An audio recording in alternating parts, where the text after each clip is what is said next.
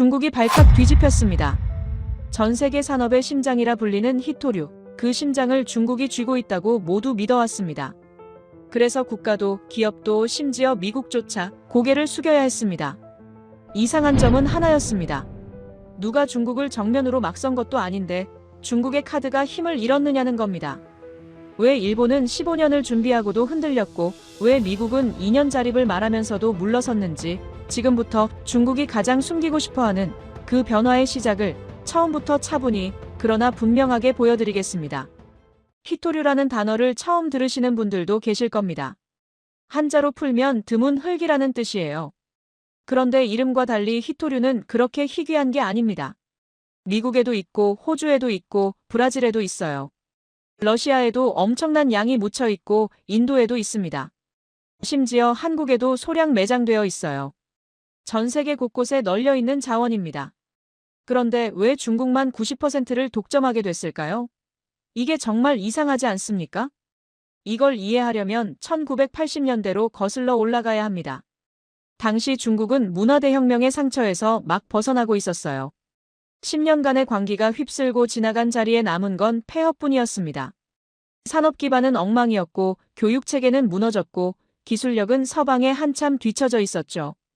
덩샤오핑이 개혁 개방을 선언했지만 솔직히 중국이 세계 시장에서 내세울 게 별로 없었습니다. 값싼 노동력? 그건 동남아시아 국가들도 마찬가지였어요. 기술력? 일본이나 한국에 비할 바가 못 됐죠. 자본? 당연히 없었습니다. 그때 한 과학자가 덩샤오핑을 찾아갔어요. 중국 히토류의 아버지라 불리는 쉬광셴이라는 인물입니다. 그는 히토류 분리 정제 기술의 세계적 권위자였어요. 그가 덩샤오핑에게 이렇게 말했습니다. 히토류를 잡으면 미래를 잡을 수 있습니다. 지금은 별것 아닌 것처럼 보이지만 앞으로 모든 첨단 무기, 모든 전자기기에 이게 들어갈 겁니다. 군사장비, 항공기, 반도체, 전기차. 미래 산업의 핵심 원료가 될 겁니다. 덩샤오핑은 이 제안을 아주 진지하게 받아들였습니다. 다른 지도자였다면 코웃음 쳤을 수도 있어요. 당장 먹고 살기도 힘든데 무슨 히토류냐고. 하지만 덩샤오핑은 달랐습니다. 그는 100년 앞을 내다보는 전략가였어요. 1992년 덩샤오핑은 남순 강화 중에 역사적인 선언을 합니다. 중동에는 석유가 있고 중국에는 히토류가 있다. 이 한마디가 30년 뒤 세계 질서를 뒤흔들 씨앗이 될 줄은 그때 아무도 몰랐습니다.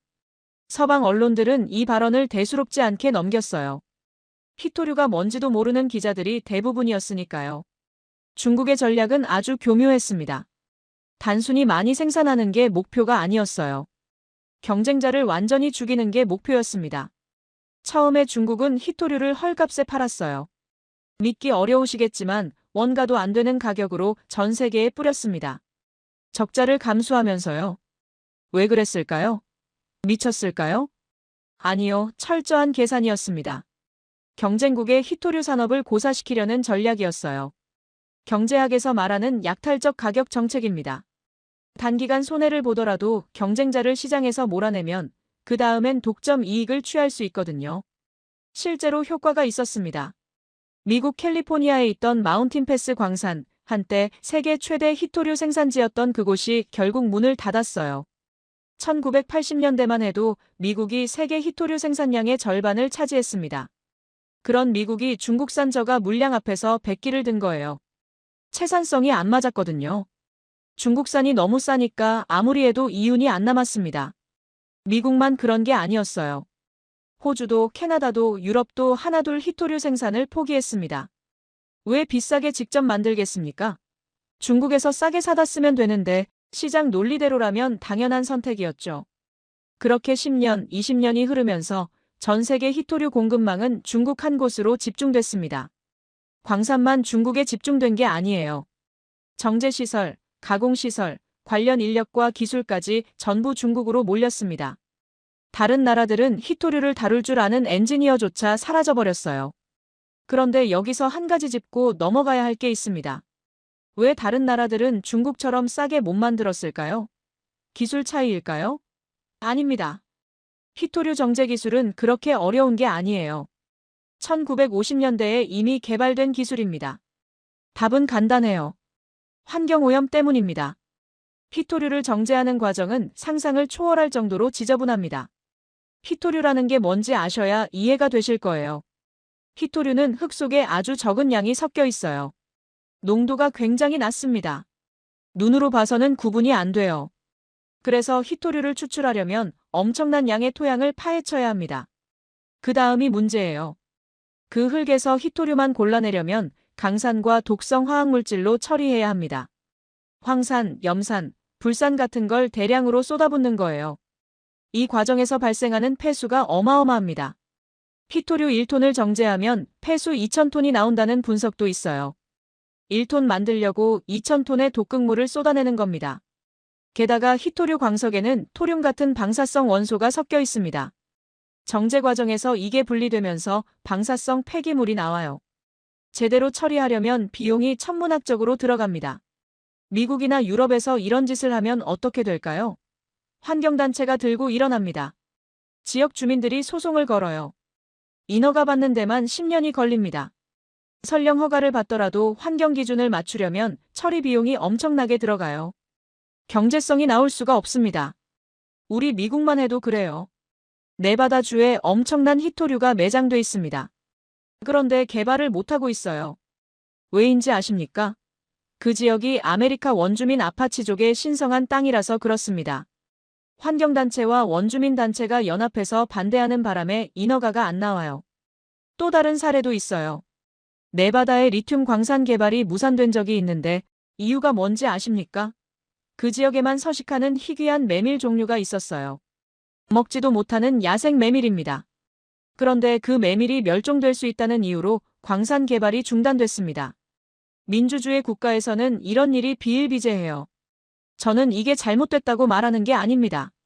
환경을 지키는 건 중요하니까요. 하지만 결과적으로 이런 제약들이 서방 국가들의 히토류 산업을 묶어버린 건 사실입니다. 그런데 중국은 달랐어요. 내몽골 바오터우라는 도시가 있습니다. 인구 270만 명의 제법 큰 도시예요. 중국 히토류의 절반 이상이 이곳에서 나옵니다. 그래서 히토류의 세계 수도라고 불리죠.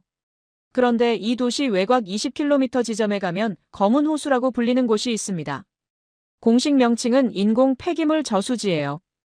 히토류 정제 과정에서 나온 폐수와 슬러지, 각종 독극물이 모이는 곳이죠. 이 호수의 면적이 17제곱킬로미터입니다. 서울 여의도 면적의 6배가 넘어요. 거대한 독극물 저수지가 도시 코앞에 있는 겁니다. 바람이 불면 이 폐기물에서 나오는 유독가스가 도시 전체를 뒤덮습니다. 인근 지역 방사능 수치는 기준치의 10배에서 20배. 내부 자료에 따르면 바오터우 인근 마을 주민들은 10명 중 2명꼴로 암에 걸립니다. 특히 간암, 폐암, 갑상선암 발병률이 유난히 높아요. 기형아 출산이 끊이지 않습니다. 남성들은 정자수 감소와 생식 기능 이상을 호소해요. 땅은 더 이상 농작물이 자라지 않습니다. 폐수가 지하수에 스며들어서 마실 물도 없어요. 농사를 지을 수 없으니 다른 생계 수단도 없습니다. 오염이 심하면 심할수록 주민들은 히토류 산업에 더 의존할 수밖에 없는 악순환이 반복됩니다. 히토류 공장에서 일하다 병들고 병들어도 다른 일자리가 없으니 또 공장으로 가는 거예요. 중국 정부는 바오터우 지역을 산업보호구역으로 지정하고 언론 접근을 철저히 차단했습니다.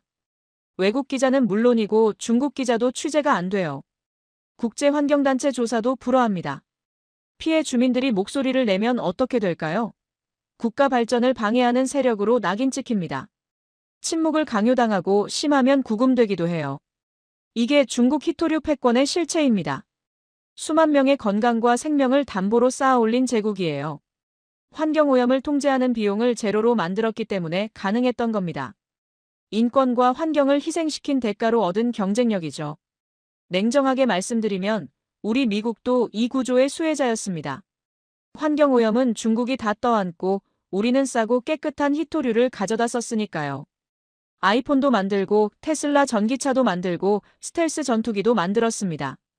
바오터우의 검은 호수가 어떻게 됐든 우리는 상관하지 않았어요. 전 세계가 공범이었던 겁니다. 그런데 2010년 상황이 완전히 달라졌습니다. 중국이 드디어 이 무기를 휘두르기 시작한 거예요. 2010년 9월 7일 동중국해에서 사건이 터졌습니다. 센카쿠 열도라고 아시죠? 일본은 센카쿠라고 부르고 중국은 다오위다오라고 부르는 작은 섬들입니다. 일본이 시료 지배하고 있지만 중국도 영유권을 주장하는 분쟁 지역이에요. 그날 이 해역에서 중국 어선과 일본 해상보안청 순시선이 충돌했습니다. 중국 어선 선장이 일본 순시선을 들이받은 거예요. 일본 해상보안청은 이 선장을 체포했습니다. 국내법에 따른 당연한 조치였죠. 그런데 중국의 반응이 심상치 않았습니다. 처음에는 외교적 항해 정도일 줄 알았어요. 대사 소환하고 언론에서 비난 성명 내고 그 정도면 끝날 줄 알았습니다. 과거에도 비슷한 충돌은 있었으니까요. 그런데 중국은 전혀 다른 카드를 꺼냈습니다. 히토류였어요. 공식 발표 없이 아무런 예고 없이 일본행 히토류 수출이 갑자기 막혔습니다. 세관에서 통관이 안 되기 시작한 거예요. 중국 정부는 공식적으로는 부인했습니다. 행정 절차상의 지연일 뿐이라고요. 하지만 모두가 알고 있었어요. 이건 보복이라는 걸. 일본 기업들은 패닉에 빠졌습니다. 당시 일본의 중국 히토류 의존도가 얼마였는지 아십니까? 90%를 넘었어요. 사실상 전량을 중국에서 가져오고 있었던 겁니다. 도요타가 비상이 걸렸습니다. 하이브리드차 프리우스에 들어가는 모터, 거기에 네오디뮴 자석이 필수예요. 이게 없으면 프리우스를 만들 수 없습니다. 혼다, 닛산, 마쓰다, 스바루 전부 마찬가지였어요. 자동차만이 아니었습니다. 소니, 파나소닉, 캐논, 니콘. 일본이 자랑하던 전자업체들 전부가 발이 묶였어요. 카메라 렌즈에 히토류가 들어가고 디스플레이에 들어가고 하드디스크에 들어가고 배터리에 들어갑니다. 에어컨 압축기에도 스피커에도 전부 히토류예요. 일본 산업 전체가 멈출 위기에 처했습니다. 저는 그때 펜타곤에서 이 상황을 실시간으로 지켜보고 있었습니다. 솔직히 충격이었어요. 세계 3위 경제대국 일본이 고작 히토류 때문에 이렇게 쉽게 무너질 수 있다니. 일본 정부 내부에서는 아수라장이 벌어졌다고 합니다. 경제산업성은 기업들 항해 전화에 불이 났고 외무성은 중국과 물밑 협상을 시작했어요. 정치권에서는 중국에 강경 대응해야 한다는 목소리와 일단 선장부터 석방하자는 목소리가 충돌했습니다. 결과가 어떻게 됐을까요? 2주 만에 일본이 백기를 들었습니다. 일본 검찰은 중국인 선장을 처분 보류로 석방했어요. 법적으로 따지면 기소조차 못하고 그냥 풀어준 겁니다. 일본 국내법을 어긴 사람을 자국 영토에서 체포했는데 중국 압박에 못 이겨 풀어준 거예요. 사실상 외교적 굴복이었습니다. 그날 일본 언론들은 난리가 났어요. 굴욕적 패배라는 헤드라인이 쏟아졌습니다. 일본 국민들 사이에서 정부를 향한 분노가 들끓었죠. 하지만 선택의 여지가 없었어요. 히토류가 끊기면 일본 경제가 멈추니까요. 저는 그날 밤 펜타곤 사무실에서 보고서를 작성했습니다. 제목이 아직도 기억나요. 히토류, 21세기의 석유, 중국의 비밀무기. 저는 이 보고서에서 미국도 같은 상황에 처할 수 있다고 경고했습니다. 우리 의존도도 80%가 넘었으니까요. 지금 당장 대책을 세우지 않으면 우리도 일본처럼 당할 수 있다고 썼어요. 보고서는 국방부 장관실까지 올라갔습니다. 그런데 워싱턴은 귀를 기울이지 않았어요. 일본 일이지 우리 일이 아니라고 생각했던 겁니다. 중국이 설마 미국한테도 그러겠어? 그런 아니란 생각이 지배적이었죠. 그 판단이 얼마나 잘못된 것이었는지 9년 뒤인 2019년에 깨닫게 됩니다. 트럼프 대통령이 중국의 관세 폭탄을 선언하자마자 중국이 히토류 카드를 꺼냈거든요. 결국 우리도 1년 유예라는 이름의 사실상 후퇴를 해야 했습니다. 하지만 그건 나중 이야기고요. 일본 이야기를 좀 더 해드릴게요. 일본은 2010년 굴욕 이후 정신을 차렸습니다. 다시는 이런 일을 당하지 않겠다고 다짐했어요. 히토류 의존도를 낮추기 위해 사활을 걸었습니다. 첫째, 비축량을 대폭 늘렸어요. 국가 전략 물자로 지정하고 최소 6개월에서 1년치는 항상 보유하도록 했습니다. 둘째, 대체 공급처를 개발했어요. 호주, 베트남, 카자흐스탄 같은 나라들과 공급 계약을 맺었습니다. 광산 개발에 직접 투자도 했고요. 셋째, 재활용 기술에 엄청난 투자를 했어요. 일본 사람들이 그런 거 잘하잖아요. 쓰고 버린 스마트폰이나 하드디스크에서 히토류를 추출하는 기술을 개발했습니다. 도시 광산이라는 개념이 이때 나왔어요. 15년이 지난 지금 일본의 중국 히토류 의존도는 어떻게 됐을까요? 60% 초반까지 내려왔습니다. 여전히 높지만 90%에서 30%포인트나 줄인 거예요. 대단한 성과입니다. 그리고 일본은 한 가지를 더 준비했어요. 방어만 한 게 아닙니다. 반격 카드를 만들었습니다. 반도체 제조에 필수적인 포토레지스트라는 화학물질이 있어요. 웨이퍼 위에 회로 패턴을 새기는 데 쓰는 감광액입니다. 옛날 필름 카메라의 필름이랑 비슷한 원리예요. 이게 없으면 반도체를 만들 수 없습니다. 그런데 이 포토레지스트 시장의 70% 이상을 일본이 장악하고 있어요. 도쿄오카, 시네스화학, 스미토모화학 같은 일본 기업들이 독점하고 있습니다. 중요한 건 이 물질의 특성이에요. 유통기한이 아주 짧습니다. 2, 3개월이면 품질이 떨어지기 시작해요. 비축이 어렵다는 뜻이죠. 히토류는 6개월, 1년치 쌓아둘 수 있지만 포토레지스트는 그게 안 됩니다. 일본이 이걸 끊으면 어떻게 될까요? 중국 반도체 공장들이 2, 3개월 안에 멈춥니다. 2025년 현재 중일 관계가 다시 얼어붙었습니다. 다카이치 총리가 대만 유사시 일본 유사라고 강경 발언을 하면서 중국이 격앙됐어요. 중국 외교부 대변인이 목을 따겠다는 표현까지 썼습니다. 전쟁 중에도 외교관들이 잘 안 쓰는 표현이에요. 중국은 다시 히토류 카드를 꺼내들었습니다. 일본행 수출 허가를 슬금슬금 늦추기 시작했어요. 공식 발표는 없지만 일본 정부도 평소보다 확실히 느려졌다고 인정했습니다. 관광도 막았어요. 중국인 일본 여행 자제령이 내려졌고 항공편이 20-30% 줄었습니다. 호텔 예약 취소가 쏟아지고 있어요. 일본 수산물 수입도 중단됐고요. 그런데 이번엔 양상이 좀 다릅니다. 일본도 가만히 당하고만 있지 않아요. 포토레지스트와 반도체 장비 관련 수출을 슬금슬금 조이기 시작했거든요. 공식 발표는 없습니다. 하지만 중국 반도체 업체들이 일본산 반도체 노광 장비 유지 보수를 못 받고 있다는 소식이 들려와요. 첨단 반도체 장비는 정기적으로 유지 보수를 받아야 합니다. 일본 엔지니어가 와서 점검하고 부품 교체하고 그래야 돌아가요. 그런데 그 엔지니어들이 비자를 못 받고 있다는 겁니다. 우연이겠습니까? 중국이 히토류를 끊으면 일본 자동차와 전자산업이 멈춥니다. 하지만 일본이 포토레지스트를 끊으면 중국 반도체 산업이 멈춰요. 서로 목줄을 쥔 상황이 된 겁니다. 제가 분석하기에 단기전에서는 중국이 조금 더 불리합니다. 일본은 히토류를 6개월에서 1년치 비축해뒀거든요. 2010년 교훈을 뼈저리게 새겼으니까요.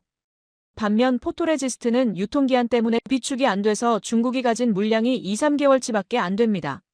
하지만 장기전으로 가면 둘 다 피해가 막심해요. 치킨 게임입니다. 그래서 아마 물밑에서 협상이 진행되고 있을 거예요. 둘 다 극단적 상황은 원하지 않으니까. 그런데 여기서 주목해야 할 나라가 있습니다. 바로 한국이에요. 중국과 일본이 서로 물고 뜯는 사이에 한국이 어부지리를 얻고 있거든요. 중국이 일본을 압박하면 할수록 글로벌 기업들은 공급망 리스크를 줄이려고 합니다. 그 대안으로 떠오르는 게 한국 기업들이에요. 반도체, 배터리, 디스플레이. 이 세 분야에서 한국은 일본과 경쟁 관계면서 중국 의존도도 상대적으로 낮습니다. 글로벌 기업 입장에서 보면 최적의 대안이죠. 그런데 한국의 진짜 비밀 무기는 따로 있습니다. 중국의 히토류 패권 자체를 무너뜨릴 수 있는 기술을 개발했거든요. 트럼프 대통령이 중국에 선전포고를 했습니다. 2천억 달러 규모 중국산 제품에 25% 관세를 때리겠다고 발표한 거예요. 화웨이 제재도 본격화됐습니다. 미국 기업들이 화웨이에 부품 공급하는 걸 금지시켰죠. 중국을 완전히 고립시키겠다는 의지였습니다. 저는 그때 국방부 전략자원국 국장이었어요. 트럼프 행정부의 대중국 강경책을 지지하는 입장이었습니다. 솔직히 통쾌했어요. 드디어 중국 코를 납작하게 만들겠구나 싶었죠. 그런데 중국의 반격이 시작됐습니다. 인민일보가 히토류를 언급하기 시작했어요. 시진핑 주석이 히토류 생산 시설을 방문하는 사진이 대문짝만하게 실렸습니다. 메시지는 명확했어요. 우리도 무기가 있다. 그리고 중국 상무부가 발표를 했습니다. 히토류 수출 관리를 강화하겠다고요. 아직 전면 금지는 아니었어요. 하지만 언제든 끊을 수 있다는 경고였습니다. 펜타곤 분위기가 싸늘하게 바뀌었습니다. 제가 급히 소집한 회의에서 해군 조달 담당자가 보고를 올렸어요. 이지스 구축함 건조 계획에 차질이 생길 수 있다고요. 레이더 시스템, 유도 장치, 통신 장비에 들어가는 특수 자석 전부가 중국산 원료로 만들어지고 있었거든요. 대체 공급원을 찾으려면 최소 2, 3년이 걸린다고 했습니다. 공군 쪽 보고는 더 심각했어요. 스텔스 전투기 생산 라인을 유지하려면 안정적인 원료 공급이 필수인데 비축분이 6개월치 정도밖에 안 된다고요. 그 이후엔 장담할 수 없다고 했습니다. 제가 백악관 국가안보회의에 보고서를 올렸습니다. 제목이 기억나요? 히토류 공급 중단 시 국방력 영향평가. 보고서 내용을 요약하면 이랬어요. 중국이 전면 차단에 들어가면 미국은 18개월 내에 첨단 무기 생산에 심각한 차질을 빚게 됩니다. 함정, 잠수함, 전투기, 미사일 유도 장치까지 전방위적 영향이 불가피합니다. 보고서를 읽은 국가안보보좌관이 저한테 전화를 걸어왔어요. 목소리가 떨리더군요. 이게 진짜야? 진짜로 이렇게 심각한 거야? 저는 대답했습니다. 네, 진짜입니다. 우리가 계속 경고해왔던 그대로입니다. 그때부터 백악관 분위기가 달라졌습니다. 트럼프 대통령이 공개적으로는 계속 강경한 발언을 했어요. 중국이 뭘 해도 굴복 안 한다. 미국이 이긴다. 그런 이야기요. 하지만 물밑에서는 다른 움직임이 있었습니다. 오사카에서 열린 주요 20개국 정상회의에서 트럼프 대통령과 시진핑 주석이 만났어요. 공식적으로는 무역협상 논의라고 발표됐죠. 하지만 실제로는 히토류 문제가 핵심 의제 중 하나였습니다. 결과가 어떻게 됐을까요? 관세 추가 인상이 유예됐습니다. 협상을 계속하기로 했다는 명목이었죠. 하지만 실상은 미국이 한 발 물러선 겁니다. 히토류 때문이었어요. 그 이후로도 미중 갈등은 계속됐습니다. 관세를 올렸다 내렸다, 협상했다 결렬됐다. 지루한 공방이 이어졌죠. 하지만 미국은 끝내 중국을 완전히 압박하지 못했어요. 아킬레스건이 있었으니까요. 2025년 들어서 상황이 더 심각해졌습니다. 트럼프 대통령이 2기 행정부를 출범시키면서 다시 대중국 관세를 대폭 올렸어요. 140%까지 간다는 이야기도 나왔습니다. 이번엔 진짜 끝장을 보겠다는 의지였죠. 중국의 대응은 2019년보다 훨씬 거셌습니다. 히토류 17종 전체에 대한 수출 통제를 강화했어요. 관련 기술과 제품까지 통제 목록에 포함시켰습니다. 단순히 원자재만 막는 게 아니라 정제 기술, 가공 장비, 관련 노하우까지 전부 막겠다는 겁니다. 미국 상무장관이 기자회견에서 호언장담했어요. 2년이면 히토류 자립이 가능하다고요. 미국 내 광산 개발을 가속화하고 정제시설을 새로 짓고 완전히 독립하겠다고요. 저는 그 기자회견을 보면서 쓴웃음을 지었습니다. 2년이라고요? 제가 28년간 이 분야에서 일하면서 쌓은 경험으로 말씀드리면 그건 불가능합니다. 현장 전문가들 의견을 종합해보면 최소 6년이 필요해요. 낙관적으로 봐도 6년입니다. 현실적으로는 10년이 걸릴 수도 있습니다. 왜 그렇게 오래 걸릴까요? 첫째, 광산 개발에 시간이 걸립니다. 땅속에 자원이 있다고 바로 팔 수 있는 게 아니에요. 환경 영향평가, 인허가 절차, 주민 동의, 이런 것들을 거쳐야 합니다. 미국은 민주주의 국가예요. 중국처럼 정부가 밀어붙인다고 되는 게 아닙니다. 네바다 주 사례를 말씀드릴게요.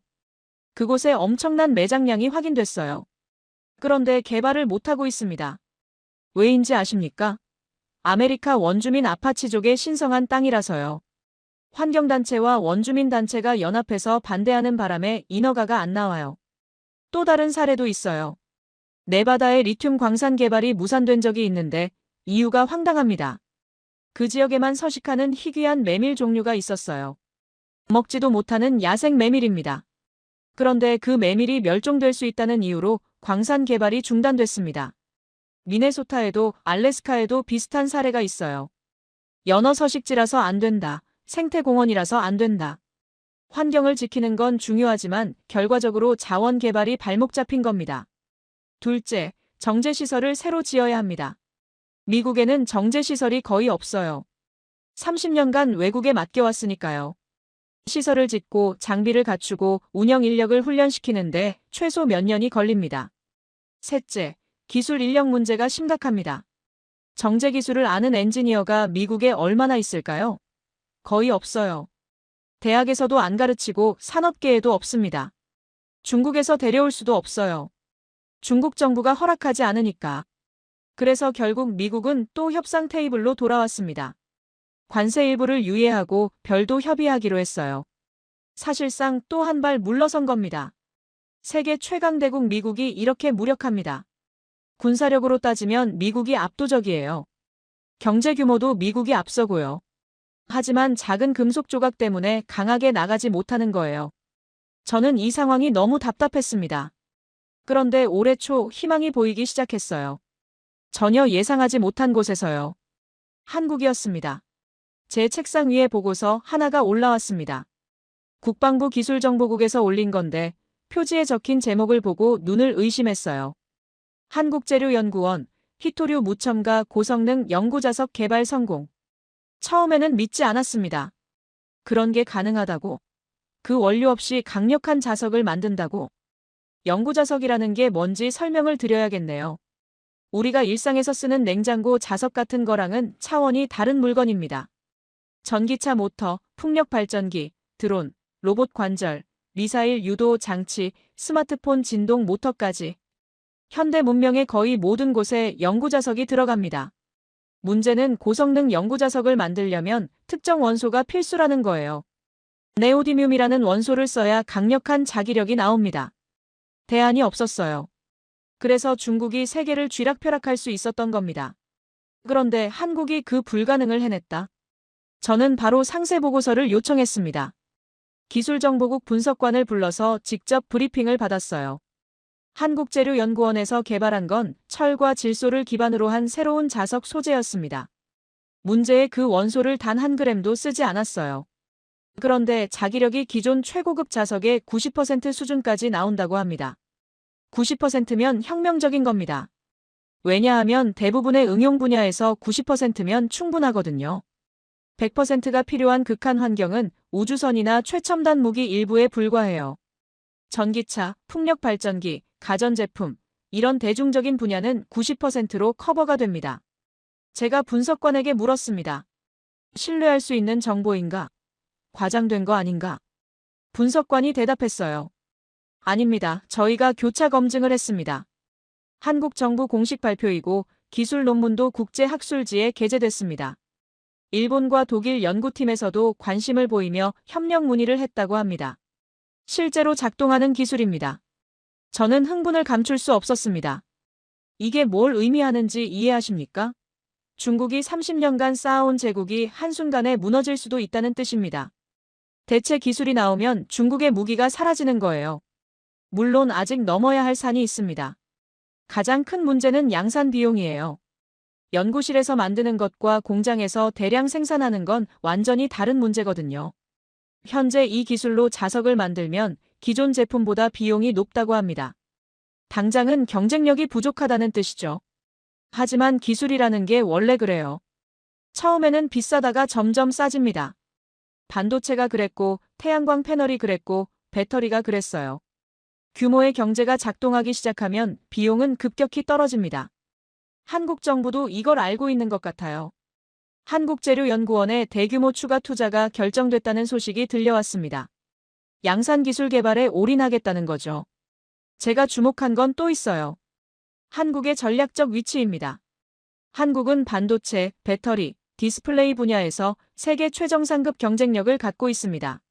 메모리 반도체 시장을 한국 기업들이 장악하고 있고요. 전기차 배터리 시장에서도 중국 업체들과 치열하게 경쟁하고 있습니다. 이 분야들 전부 특수 자석이 필요합니다. 한국도 중국 의존도가 높아요. 그래서 한국 정부가 대체 기술 개발에 사활을 걸었던 겁니다. 남의 손에 목줄이 쥐어져 있으면 언제 조여질지 모르니까요. 그리고 한국에는 또 하나의 강점이 있어요. 기술을 산업화하는 능력입니다. 한국은 연구실 기술을 공장으로 끌어내는데 탁월한 나라예요. 반도체가 그랬고 배터리가 그랬습니다. 원천 기술은 미국이나 일본에서 나왔는데 그걸 대량 생산해서 세계 시장을 장악한 건 한국이에요. 이번에도 마찬가지가 될 수 있습니다. 한국이 양산에 성공하면 전 세계가 한국에서 사게 될 거예요. 중국산 대신에요. 그렇게 되면 어떤 일이 벌어질까요? 중국의 패권이 무너집니다. 30년간 환경을 파괴하고 주민들 건강을 희생시키며 쌓아온 제국이 한국 기술 하나에 와르르 무너질 수 있어요. 실제로 중국도 긴장하고 있는 것 같습니다. 중국 과학원에서 나온 보고서를 입수했는데요. 거기에 이런 내용이 있었어요. 대체 기술이 상용화되면 중국의 글로벌 시장 점유율이 2035년에 30%, 2040년에는 23%까지 떨어질 수 있다고요. 지금 70에서 90%에서 23%로 거의 4분의 1 토막이 나는 겁니다. 중국 정부 산하 연구기관에서 스스로 이런 전망을 내놓았다는 건 그만큼 위기감이 크다는 뜻이에요. 저는 이 보고서를 보면서 한 가지 생각이 들었습니다. 역사가 바뀌는 순간이 올 수도 있겠구나. 석유가 20세기를 지배했잖아요. 중동 국가들이 석유로 엄청난 부를 쌓았고 세계 정치를 좌지우지했습니다. 그런데 지금 전기차와 재생에너지가 확산되면서 석유의 위상이 흔들리고 있어요. 마찬가지 일이 벌어질 수 있습니다. 21세기 초반에 중국이 특정 자원으로 세계를 쥐락펴락했지만 대체 기술이 나오면 그 권력이 사라지는 거예요. 그리고 그 변화의 중심에 한국이 있습니다. 솔직히 고백하면 저는 한국을 과소평가했어요. 부품 잘 만드는 나라, 그 정도로만 생각했습니다. 하지만 이번에 생각이 바뀌었어요. 한국은 단순히 부품 잘 만드는 나라가 아닙니다. 게임의 규칙 자체를 바꿀 수 있는 나라예요. 불가능하다고 여겨지던 기술적 한계를 돌파하는 나라입니다. 물론 아직 갈 길이 멉니다. 양산 비용 문제를 해결해야 하고 대규모 투자가 필요하고 시간도 걸릴 거예요. 하지만 방향은 명확합니다. 중국 패권 시대가 저물기 시작했습니다. 그리고 그 해가 지는 곳에서 한국이라는 새로운 별이 떠오르고 있어요. 그런데 한국의 기회는 이게 전부가 아닙니다. 중국과 일본이 지금 경제 전쟁 중이거든요. 이 싸움에서 한국이 어부지리를 얻고 있습니다. 동아시아에 거대한 폭풍이 몰아쳤습니다. 일본 다카이치 총리가 기자회견에서 한마디를 던졌어요. 대만 유사는 일본 유사다. 대만에서 무슨 일이 생기면 일본도 가만히 있지 않겠다는 선언이었습니다. 중국 입장에서는 내정 간섭이자 도발이었죠. 중국의 반응은 즉각적이었습니다. 외교부 대변인이 기자회견에서 이렇게 말했어요. 일본이 계속 이런 식으로 나온다면 우리는 그들의 목을 딸 것이다. 외교관이 공식 석상에서 쓸 수 있는 표현이 아닙니다. 전쟁 중에도 이런 말은 잘 안 써요. 중국이 얼마나 격앙됐는지 보여주는 대목이죠. 그날 이후 중일 관계는 급속도로 얼어붙었습니다. 중국 정부가 자국민들에게 일본 여행 자제령을 내렸어요. 공식적인 금지는 아니었지만 사실상 마찬가지였습니다. 중국발 일본행 항공편이 20~30% 줄었어요. 호텔 예약 취소가 쏟아졌습니다. 일주일 만에 중국인 관광객 예약이 57% 급감했다는 통계가 나왔어요. 12월 성수기 숙박 예약도 절반 이상이 취소됐습니다. 일본 관광업계가 비명을 지르기 시작했죠. 일본산 수산물 수입도 중단됐습니다. 2023년 후쿠시마 오염수 방류 때 시작된 제재가 더 강화된 거예요. 일본 어민들 피해가 눈덩이처럼 불어나고 있습니다. 그리고 결정타가 날아왔어요. 히토류 수출 허가 지연입니다. 중국 정부는 공식적으로 부인했어요. 행정 절차상의 지연일 뿐이라고요. 하지만 일본 정부도 인정했습니다. 평소보다 확실히 느려졌다고요. 일본 제조업계에 비상이 걸렸습니다. 아까 말씀드렸듯이 일본이 15년간 의존도를 낮춰왔지만 여전히 60% 이상을 중국에서 가져오고 있거든요. 절반 넘는 물량이 흔들리면 산업 전체가 타격을 입습니다. 토요타, 혼다, 닛산. 일본 자동차 업계가 긴장하고 있어요. 소니, 파나소닉, 캐논. 전자업계도 마찬가지입니다. 공급이 조금만 지연돼도 생산 라인에 차질이 생기니까요. 그런데 일본도 가만히 당하고만 있지 않았습니다. 반격 카드를 꺼냈어요. 제가 앞에서 말씀드렸죠. 일본은 2010년 굴욕 이후 반격 카드를 준비했다고요. 그게 바로 포토레지스트입니다. 반도체 제조 핵심 소재인 포토레지스트 시장의 70% 이상을 일본이 장악하고 있어요. 그리고 이건 비축이 안 됩니다. 유통기한이 2~3개월밖에 안 되거든요. 일본이 뭘 했느냐고요? 공식 발표는 없었습니다. 하지만 중국 반도체 업체들이 비명을 지르기 시작했어요. 일본산 반도체 장비 유지 보수가 안 된다는 겁니다. 부품 교체도 안 되고 일본 엔지니어 비자도 안 나온다고요. 중국이 최첨단 반도체 장비는 이미 못 쓰고 있어요. 네덜란드 기업의 극자 외선 노광 장비가 수출 금지됐거든요. 그래서 차선책으로 일본산 심자 외선 장비를 쓰고 있는데 그것마저 유지보수가 안 되면 공장이 멈춥니다. 지금 중국과 일본은 서로 목줄을 쥔 상태예요. 중국이 히토류를 끊으면 일본 자동차와 전자산업이 멈춥니다. 일본이 포토레지스트와 장비 유지보수를 끊으면 중국 반도체 산업이 멈춰요. 치킨 게임입니다. 누가 먼저 꺾이느냐? 제가 분석하기에 단기전에서는 중국이 조금 더 불리해요. 일본은 2010년 교훈을 뼈저리게 새겼거든요. 전략 물자 비축을 철저히 해뒀습니다. 반면 포토레지스트는 유통기한 때문에 비축 자체가 불가능합니다. 하지만 장기전으로 가면 양쪽 다 피해가 막심해요. 그래서 아마 물밑 협상이 진행되고 있을 겁니다. 양쪽 다 극단적 상황은 피하고 싶으니까요. 그런데 여기서 주목해야 할 게 있습니다. 이 싸움에서 한국이 어부지리를 얻고 있어요. 어떻게 그렇게 됐느냐고요? 설명해 드리겠습니다. 글로벌 기업들 입장에서 생각해 보세요. 중국이랑 거래하면 언제 물량이 끊길지 모릅니다. 일본이랑 거래해도 마찬가지예요. 중일 갈등이 격화되면 양쪽 다 리스크가 있는 거죠. 그러면 대안이 뭘까요? 한국입니다. 반도체, 배터리, 디스플레이. 이 세 분야에서 한국은 세계 최정상급 경쟁력을 갖고 있어요. 일본과 경쟁 관계면서 중국 의존도도 상대적으로 낮습니다. 애플을 예로 들어볼게요. 애플은 아이폰에 들어가는 디스플레이를 삼성과 LG에서 조달합니다. 배터리도 한국 기업들한테 많이 받아요. 반도체는 대만 TSMC가 주력이지만 삼성전자도 중요한 파트너입니다.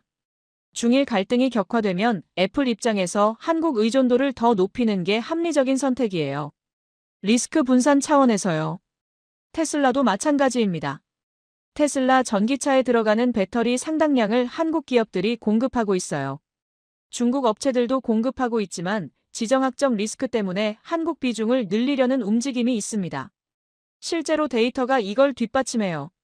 중일 갈등이 시작된 이후 한국 배터리 3사의 수주 문의가 급증했다는 소식이 들려왔습니다. 반도체 쪽도 마찬가지예요. 삼성전자와 SK하이닉스에 대한 글로벌 기업들의 관심이 높아지고 있습니다. 조선업은 더 노골적이에요. 지금 미국이 해군력 증강에 열을 올리고 있거든요. 중국 견제를 위해서요. 그런데 미국 조선산업은 40년간 쇠퇴해서 지금 자체 건조 능력이 거의 없어요. 숙련공도 없고 시설도 낙후됐습니다. 그래서 미국이 어디에 손을 벌렸느냐? 한국입니다. 1,500억 달러 규모의 미한 조선업 협력 펀드 이야기 들어보셨나요? 삼성중공업, 한화오션, 현대중공업. 한국조선 3사가 미국 해군 함정 건조에 참여하는 대형 프로젝트가 추진되고 있어요. 한국조선업은 2028년까지 일감이 꽉 찬 상태입니다. 미국 해군 프로젝트까지 더해지면 그야말로 황금기가 올 수 있어요. 정리해드릴게요. 중국이 일본을 압박하면 할수록 글로벌 기업들은 공급망 다변화를 고민합니다. 그 대안으로 떠오르는 게 한국이에요. 반도체, 배터리, 디스플레이, 조선까지. 전방위적으로 한국에 기회가 오고 있습니다. 중국과 일본이 피 터지게 싸우는 사이에 한국이 어부지리로 떡을 챙기고 있는 거예요. 그런데 여기서 한 가지 짚고 넘어가야 할 게 있습니다. 어부지리만으로는 부족해요. 운 좋게 얻은 기회는 운 나쁘게 사라질 수도 있거든요. 한국이 진짜로 도약하려면 자체 경쟁력이 있어야 합니다. 남들이 싸우든 말든 상관없이 한국을 선택할 수밖에 없는 이유가 있어야 해요. 그리고 한국은 그걸 갖추기 시작했습니다.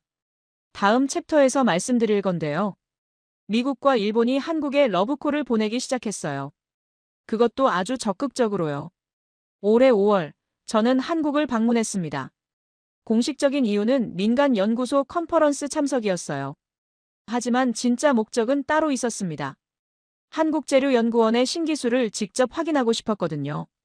창원에 있는 한국재료연구원을 찾아갔습니다. 연구소 규모가 생각보다 크더군요. 최신 장비들이 즐비했고 연구원들 눈빛이 살아있었어요. 활기가 느껴지는 곳이었습니다. 연구 책임자를 만났어요. 50대 초반으로 보이는 조용한 인상의 과학자였습니다. 제가 물었어요. 정말로 히토류 없이 고성능 자석을 만든 겁니까? 네, 만들었습니다. 철과 질소 기반 신소재입니다. 기존 네오디뮴 자석 대비 90% 성능을 달성했고 지금은 95%까지 끌어올리는 연구를 진행 중입니다. 제가 핵심을 물었습니다. 양산이 가능합니까? 비용은요? 그의 대답이 인상적이었어요. 지금 당장은 기존 제품보다 비용이 높습니다. 하지만 3년 내에 동등한 수준까지 낮출 수 있다고 봅니다. 5년이면 더 싸게 만들 수 있을 겁니다. 저희가 배터리 기술 발전에서 배운 게 있거든요. 규모의 경제가 작동하면 비용은 기하급수적으로 떨어집니다. 저는 솔직히 감탄했습니다. 연구실에서 성공하는 것과 양산하는 것은 완전히 다른 문제거든요. 그런데 이 사람들은 이미 양산 로드맵까지 그려놓고 있었어요. 단순한 과학자가 아니라 산업화를 이해하는 엔지니어들이었습니다. 그가 덧붙였어요. 그리고 한 가지 더 있습니다. 저희 기술은 환경오염이 거의 없습니다. 기존 방식처럼 독성 화학물질을 대량으로 쓸 필요가 없어요. 이건 비용 문제를 떠나서 중요한 장점입니다. 저는 그 순간 깨달았어요. 이 기술이 갖는 진짜 의미를요. 중국이 왜 이 시장을 독점할 수 있었습니까? 환경오염을 감수했기 때문이에요. 다른 나라들은 환경 규제 때문에 경쟁이 안 됐죠. 그런데 한국 기술은 애초에 환경오염이 없습니다. 그러면 미국에서도 유럽에서도 어디서든 공장을 지을 수 있어요. 환경 규제에 걸릴 이유가 없으니까. 이건 단순한 기술 개발이 아닙니다. 게임의 규칙 자체를 바꾸는 거예요. 한국을 떠나기 전에 흥미로운 소식을 들었습니다. 미국 에너지부에서 한국재료연구원과 협력 논의를 시작했다고요. 일본 경제산업성에서도 접촉이 있었답니다. 독일 프라운호퍼 연구소에서도 관심을 보였고요. 전 세계가 한국 기술에 주목하기 시작한 겁니다. 저도 워싱턴에 돌아와서 보고서를 올렸어요. 제목은 이랬습니다. 한국 신기술의 전략적 가치 미국의 대응 방안. 보고서 핵심 내용은 간단했어요. 한국과 손잡아야 한다. 우리 미국은 히토류 자립에 최소 6년에서 10년이 걸립니다. 그동안 중국에 계속 끌려다닐 수밖에 없어요. 하지만 한국 기술을 도입하면 시간을 대폭 단축할 수 있습니다. 한국이 양산에 성공하면 우리가 그걸 사면 됩니다. 직접 만들 필요가 없어요. 아니면 한국과 합작해서 미국 내에 공장을 지을 수도 있습니다. 어떤 방식이든 중국 의존도를 빠르게 낮출 수 있습니다. 이 보고서가 백악관까지 올라갔다고 들었어요. 반응이 좋았답니다. 실제로 움직임이 시작됐습니다. 미국 에너지부 차관이 한국을 방문했어요. 표면적으로는 청정에너지 협력 논의라고 발표됐지만 실제로는 신소재 기술 협력이 핵심 의제였다고 합니다. 미국 국방부에서도 관심을 보이고 있어요. 아까 말씀드렸듯이 미국 첨단 무기에는 특수자석이 필수입니다. 중국에 의존하는 현 상황이 국가 안보 위협이거든요. 한국 기술이 대안이 될 수 있습니다. 일본도 움직이고 있어요. 일본은 솔직히 자존심이 상할 만한 상황입니다. 소재 기술 강국이라고 자부해왔는데 이번에는 한국에 뒤처졌으니까요. 하지만 자존심보다 실리가 중요하죠. 일본 경제산업성에서 한국재료연구원과 협력 논의를 시작했습니다. 일본 기업들도 관심을 보이고 있어요. 혼다, 도요타 같은 자동차 업체들이 한국 신기술 적용 가능성을 검토 중이라고 합니다. 왜 일본이 한국과 손을 잡으려 할까요? 간단해요. 중국이 무섭기 때문입니다. 일본도 중국 의존도가 60%예요. 지금 중일 갈등 때문에 그 의존도가 얼마나 위험한지 뼈저리게 느끼고 있습니다. 한국 기술이 상용화되면 그 의존도를 확 낮출 수 있어요. 더 흥미로운 건 유럽의 반응입니다. 유럽연합도 중국 의존도를 낮추려고 안간힘을 쓰고 있거든요. 특히 독일은 자동차 산업이 핵심이라 특수 자석 수급 문제에 민감합니다. 독일 프라운호퍼 연구소에서 한국재료연구원과 공동 연구를 제안했다고 해요. 유럽연합 집행위원회에서도 한국과의 핵심 광물 협력 강화를 검토 중이라는 소식이 있습니다. 정리해드릴게요. 미국, 일본, 유럽. 선진국들이 한국에 러브콜을 보내고 있습니다. 그것도 동시다발적으로요. 왜 그럴까요? 한국이 가진 세 가지 무기 때문입니다. 첫째, 대체 기술. 중국 의존을 끊을 수 있는 유일한 기술적 대안을 한국이 갖고 있어요. 둘째, 산업화 능력. 한국은 연구실 기술을 공장으로 끌어내는데 세계 최고입니다. 반도체, 배터리, 디스플레이에서 이미 증명됐죠. 셋째, 지정학적 안정성. 한국은 미국의 동맹국이에요.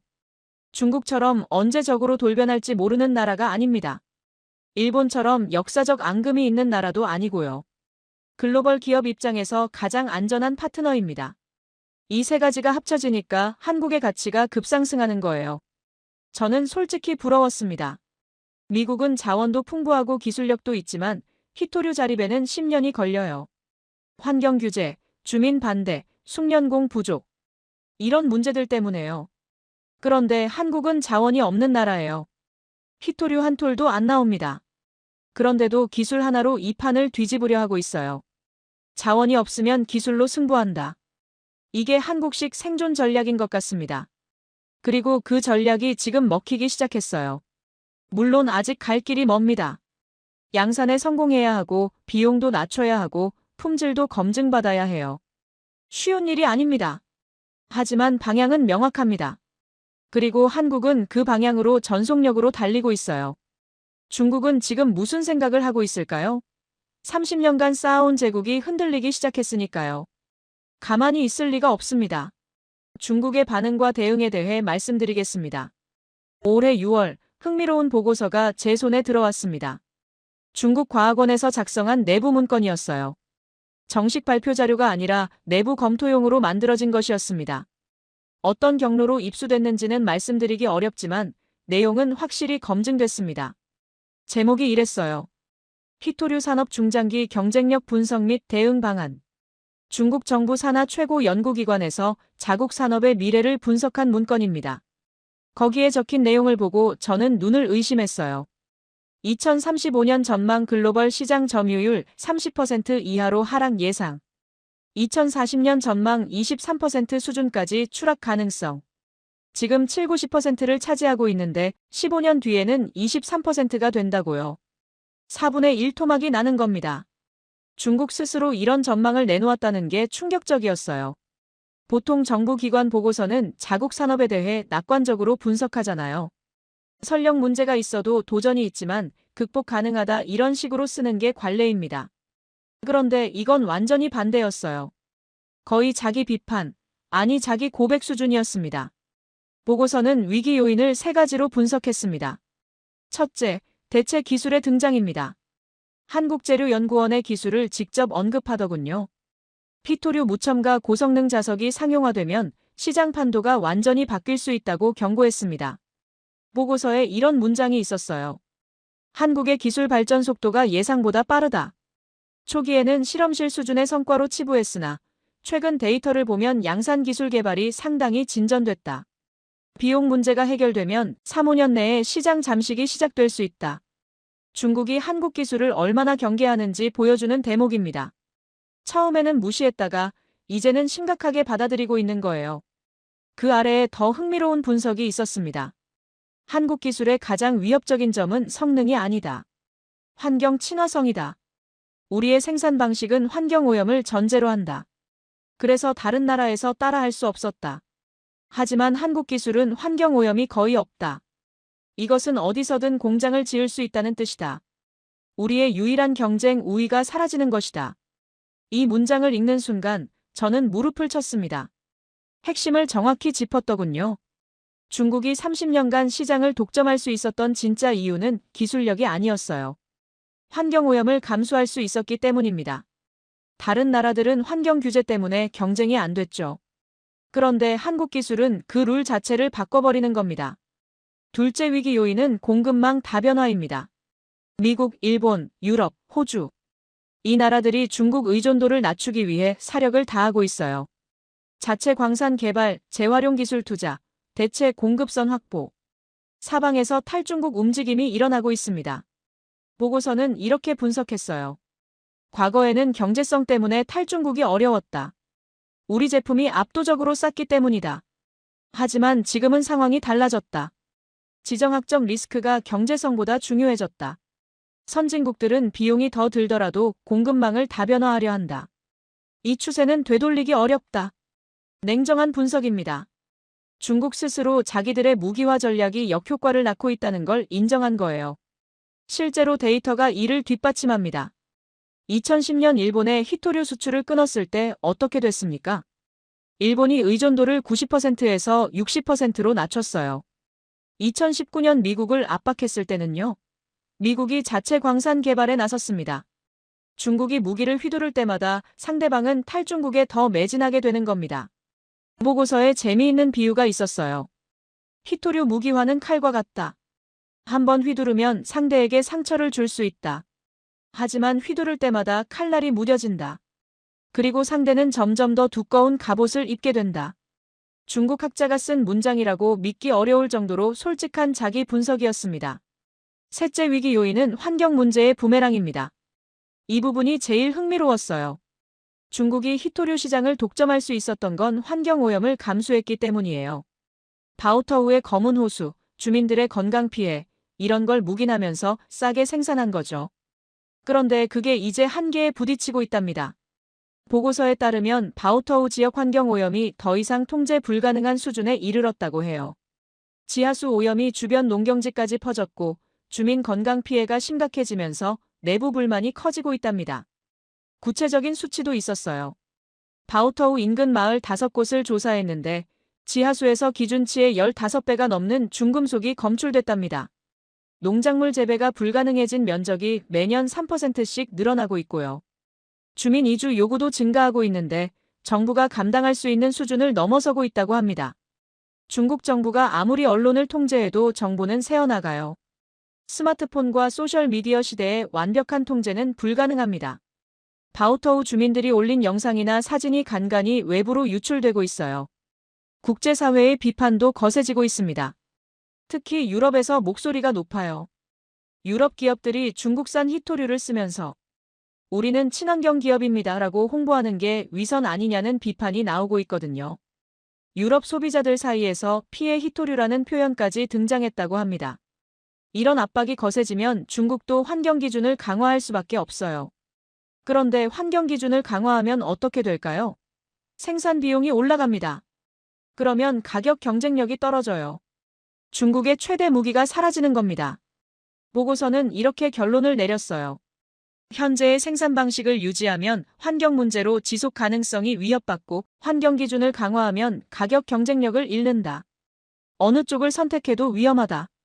우리는 30년간 누려온 독점적 지위의 종말을 준비해야 할 수도 있다. 진퇴양난이라는 겁니다. 저는 이 보고서를 읽으면서 역사의 아이러니를 느꼈습니다. 중국은 30년간 환경을 희생시켜서 제국을 쌓았어요. 수만 명의 건강과 생명을 담보로 세계를 지배했죠. 그런데 이제 그 대가를 치르기 시작한 겁니다. 환경을 파괴해서 얻은 경쟁력은 영원하지 않았어요. 오히려 발목을 잡는 족쇄가 되고 있습니다. 단기적 이익을 위해 장기적 지속 가능성을 포기한 대가를 치르는 거죠. 그리고 한국은 정반대 길을 가고 있어요. 한국 기술은 환경 오염이 거의 없습니다. 처음부터 깨끗하게 설계됐어요. 그래서 지속 가능합니다. 어디서든 공장을 지을 수 있고 규모를 확대해도 환경 문제가 생기지 않아요. 더러운 방식으로 쌓은 제국 그리고 깨끗한 기술로 만든 대안. 장기적으로 누가 이길까요? 답은 명확해 보입니다. 중국 정부도 이걸 알고 있어요. 그래서 초조해하는 겁니다. 보고서 마지막에 대응 방안이 적혀 있었는데요. 몇 가지 흥미로운 제안이 있었습니다. 첫째, 대체 기술 자체 개발입니다. 한국이나 일본의 기술을 따라잡아야 한다는 내용이에요. 자체 연구개발에 투자를 대폭 늘리고 필요하면 해외 기술을 도입하거나 인재를 영입하라고 했습니다. 솔직히 말씀드리면 이건 쉽지 않을 거예요. 중국이 기술력이 부족한 건 아닙니다. 오히려 많은 분야에서 앞서 있죠. 하지만 대체 기술 개발에는 시간이 걸려요. 한국이 이미 몇 년 앞서 나가고 있는 상황에서 따라잡기가 쉽지 않습니다. 더 큰 문제는 인센티브예요. 중국 기업들 입장에서 굳이 대체 기술을 개발할 이유가 없거든요.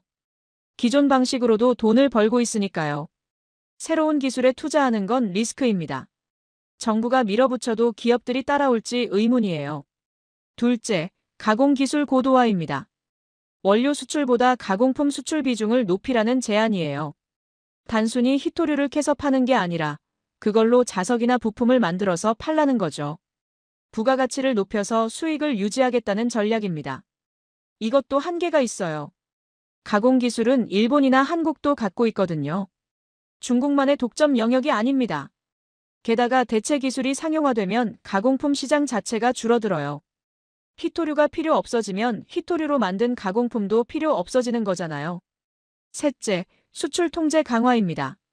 이건 좀 위험한 제안이에요. 히토류를 더 강하게 무기화하라는 겁니다. 필요하면 수출을 완전히 끊어서 상대국을 압박하라고요.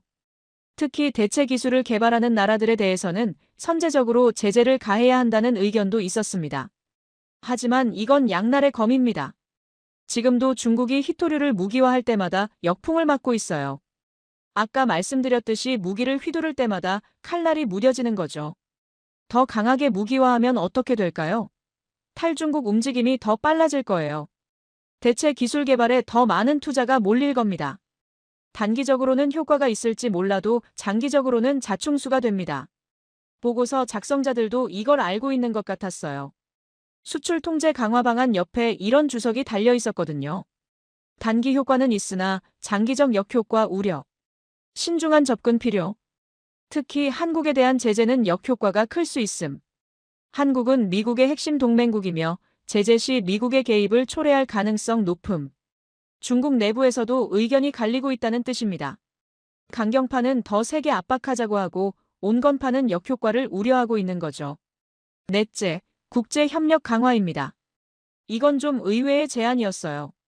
히토류를 무기로 쓰지 말고 오히려 협력의 도구로 쓰자는 겁니다.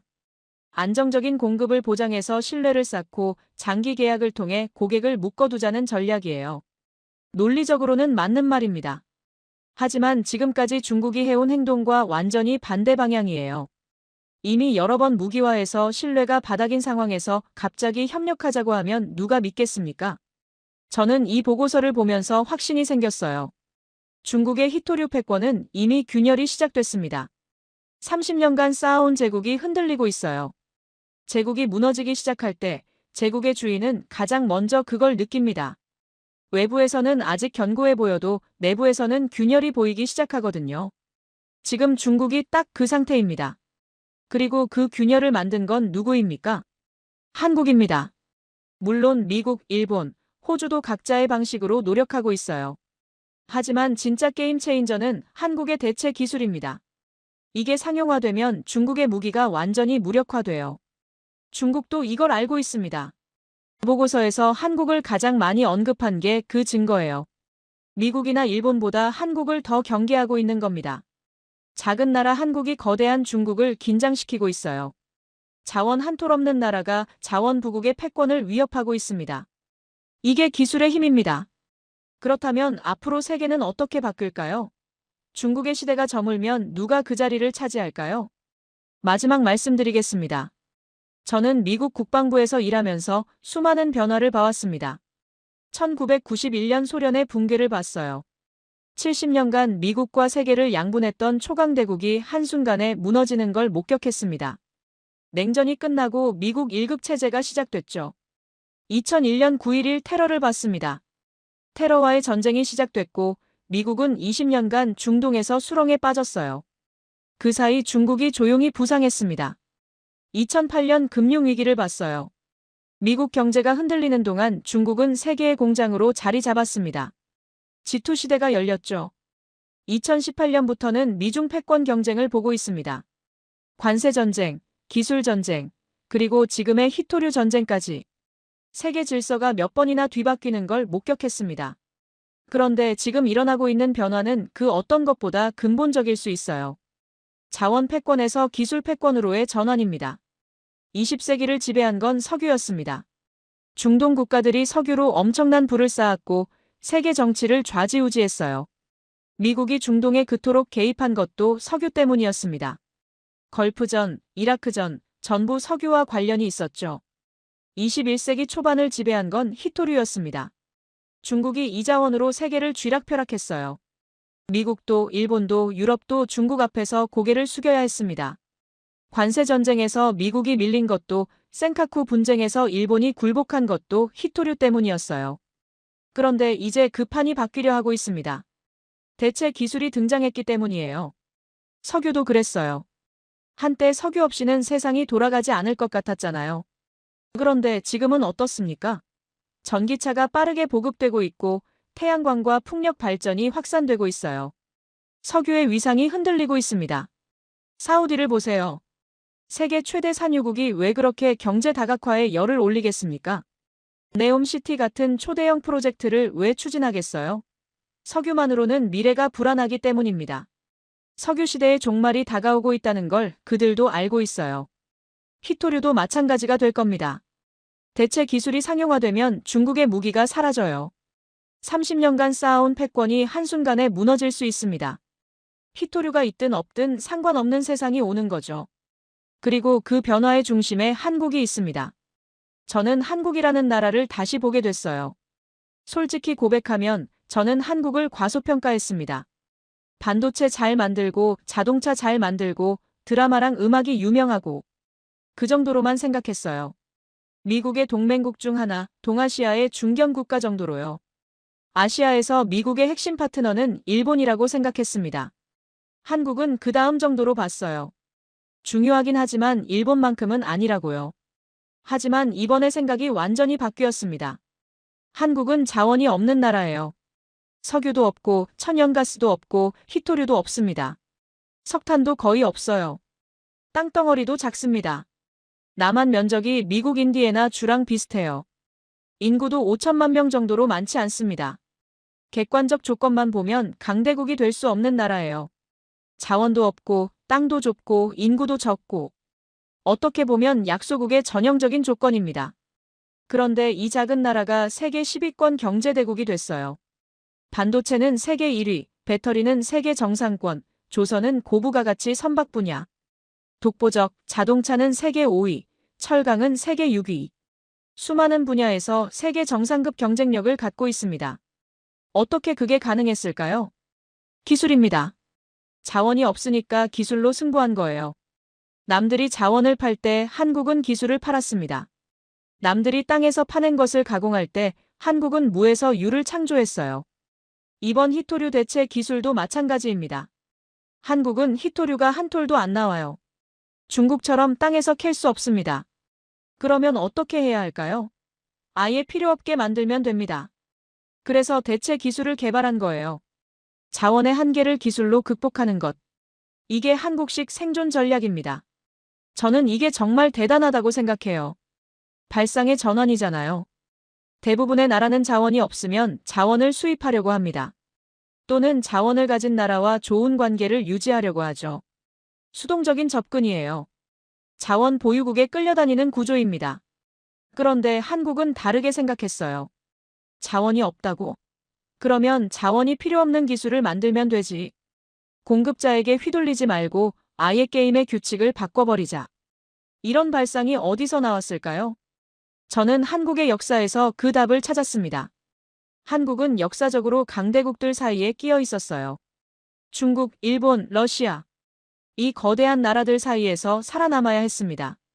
수천 년간 침략을 받으면서도 정체성을 잃지 않았어요. 식민 지배를 당했다가 독립했고 전쟁으로 폐허가 됐다가 다시 일어섰습니다. 이런 역사를 거치면서 한국 사람들은 생존 본능이 강해진 것 같아요. 주어진 조건에서 최선을 찾는 능력, 불리한 상황을 역전시키는 끈기, 남들이 불가능하다고 할 때 해내는 집념. 이게 한국의 경쟁력이라고 생각합니다. 자원이나 영토 같은 물리적 조건이 아니라 사람들의 정신과 문화가 진짜 경쟁력인 거예요. 미국은 자원이 풍부한 나라입니다. 석유도 있고 천연가스도 있고 히토류도 묻혀 있어요. 광활한 영토에 풍요로운 자연환경을 갖고 있습니다. 그런데 왜 중국에 끌려다녔을까요? 자원이 있어도 개발하지 않았기 때문입니다. 환경 규제, 주민 반대, 정치적 이유. 이런 것들 때문에 손을 놓고 있었어요. 자원이 있는데도 활용하지 못한 거죠. 그러니까 중국의 목줄을 잡힌 겁니다. 한국은 자원이 없습니다. 하지만 그래서 오히려 창의적인 해법을 찾았어요. 없으니까 만들어낸 거예요. 부족함이 혁신을 낳은 겁니다. 역설적이지만 한국의 약점이 강점이 된 거죠. 앞으로 세계는 어떻게 바뀔까요? 제 예측을 말씀드릴게요. 첫째, 중국의 히토류 패권은 확실히 약화될 겁니다. 당장 내일은 아니에요.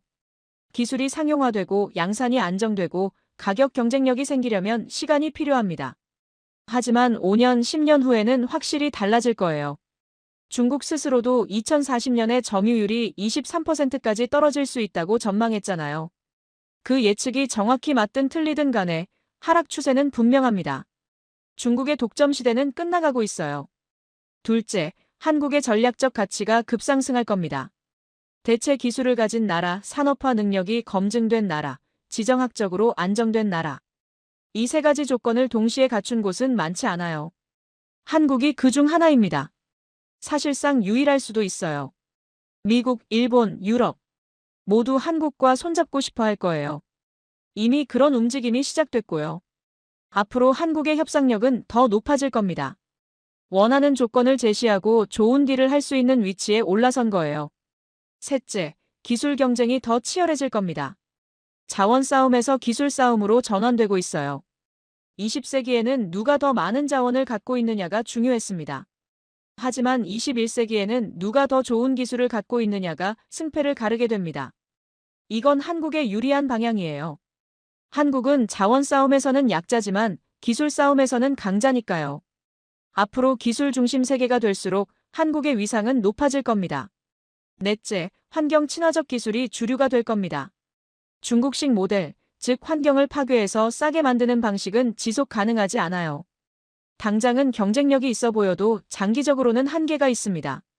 국제사회의 압박이 거세지고 있고 소비자 인식도 변하고 있어요. 젊은 세대일수록 환경에 민감하잖아요. 친환경 제품을 선호하고 환경 파괴 기업에 대한 불매 운동도 일어나고 있습니다. 깨끗하게 만드는 기술이 경쟁력을 갖게 될 거예요. 한국 기술이 바로 그런 방향이죠. 시대의 흐름과 맞아떨어지는 겁니다. 물론 낙관만 할 수는 없습니다. 한국 앞에도 과제가 있어요. 양산 비용을 낮춰야 합니다. 아직은 기존 제품보다 비싸거든요. 연구실에서 만드는 것과 공장에서 대량 생산하는 건 완전히 다른 문제예요. 3년에서 5년 안에 경쟁력 있는 가격을 만들어야 합니다. 그렇지 않으면 기술이 있어도 시장을 잡을 수 없어요. 정부 투자가 지속돼야 합니다. 이 기술이 꽃을 피우려면 시간이 필요해요. 정권이 바뀌어도 경제가 어려워져도 투자가 끊기면 안 됩니다. 장기적인 시각으로 밀어붙여야 해요. 정치적 이유로 방향이 바뀌면 모든 게 수포로 돌아갈 수 있습니다. 인력 양성도 중요합니다. 좋은 기술이 있어도 그걸 다룰 사람이 없으면 소용없어요. 젊은 연구자들이 이 분야에 뛰어들어야 합니다. 대학에서 관련 학과를 키우고 기업에서 좋은 대우를 해야 인재가 모입니다. 글로벌 협력도 필요해요. 혼자서 다 하려고 하면 안 됩니다. 미국, 일본, 유럽과 협력해서 기술을 발전시키고 시장을 키워야 해요. 표준을 선점하는 것도 중요합니다. 하지만 저는 한국이 해낼 거라고 믿습니다. 왜냐고요? 한국은 항상 그래왔으니까요. 1970년대에 한국이 반도체를 하겠다고 했을 때 세계가 비웃었어요. 가난한 농업국가가 무슨 반도체냐고요. 그런데 지금 한국은 메모리 반도체 세계 1위입니다. 1990년대에 한국이 자동차를 수출하겠다고 했을 때 선진국들이 코웃음 쳤어요. 품질이 안 된다고요. 그런데 지금 현대차와 기아는 세계 3위 자동차 그룹이 됐습니다. 2000년대에 한국 배터리 회사들이 일본을 따라잡겠다고 했을 때 불가능하다고 했어요. 일본이 원천 기술을 다 갖고 있다고요. 그런데 지금 한국 배터리 3사가 글로벌 시장을 선도하고 있습니다. 될 리 없다고 했던 것들을 한국은 계속 해냈어요. 이번에도 다르지 않을 겁니다. 마지막으로 한 가지만 더 말씀드릴게요. 저는 미국 사람입니다. 평생 미국을 위해 일했어요. 미국이 세계 최강대국으로 남기를 바랍니다. 미국의 안보와 번영이 제 삶의 목표였습니다. 하지만 솔직히 인정해야 할 건 인정해야죠. 이번 히토류 문제에서 미국은 한국에 뒤처졌습니다. 우리는 자원이 있었는데도 개발하지 않았어요. 기술이 있었는데도 투자하지 않았습니다. 정치적 이유로, 환경적 이유로, 경제적 이유로 손을 놓고 있었죠. 그 결과 중국의 목줄을 잡혔습니다. 세계 최강대국이라면서 작은 금속 조각 때문에 협상에서 밀렸어요. 한국은 자원이 없었지만 기술로 돌파구를 찾았어요. 정부와 연구기관이 협력해서 불가능해 보이는 걸 해냈습니다. 그 결과 세계가 주목하는 위치에 올라섰습니다. 저는 이게 부럽습니다. 미국도 배워야 해요. 한국처럼 할 수는 없겠지만 한국의 접근법에서 배울 건 배워야 합니다. 자원에 안주하지 말고 기술에 투자해야 해요. 정치적 논쟁에 시간 낭비하지 말고 실질적인 해법을 찾아야 합니다. 동맹국이 강해지는 건 미국에도 좋은 일이에요. 한국이 중국 의존에서 벗어나고 세계 공급망에서 중요한 역할을 하면 미국 안보에도 도움이 됩니다. 중국을 견제하는 데 있어서 강한 한국은 미국의 자산이에요. 그래서 저는 한국의 성공을 진심으로 응원합니다. 중국이 30년간 쌓아온 히토류 제국, 그 제국의 균열을 만든 한국의 기술, 그리고 이제 시작되는 새로운 세계 질서. 저는 많은 변화를 봐왔지만 지금 일어나고 있는 이 변화가 가장 흥미롭습니다. 역사의 전환점에 서 있는 느낌이에요. 한국이 어디까지 갈 수 있을지 두 눈 크게 뜨고 지켜보겠습니다. 작은 나라의 큰 도전. 자원 없는 나라의 기술혁명. 이건 단순히 히토류 이야기가 아닙니다. 인류가 한계를 극복하는 이야기이고 불가능을 가능으로 바꾸는 이야기예요. 그 이야기의 주인공이 한국이라는 게 저는 정말 대단하다고 생각합니다. 여러분, 이게 바로 대한민국의 저력입니다. 자원 하나 없는 나라가 기술 하나로 전 세계 산업의 판을 흔들고 있습니다. 대한민국 기술력이라고 댓글 남겨주시면 대한민국에 큰 힘이 됩니다.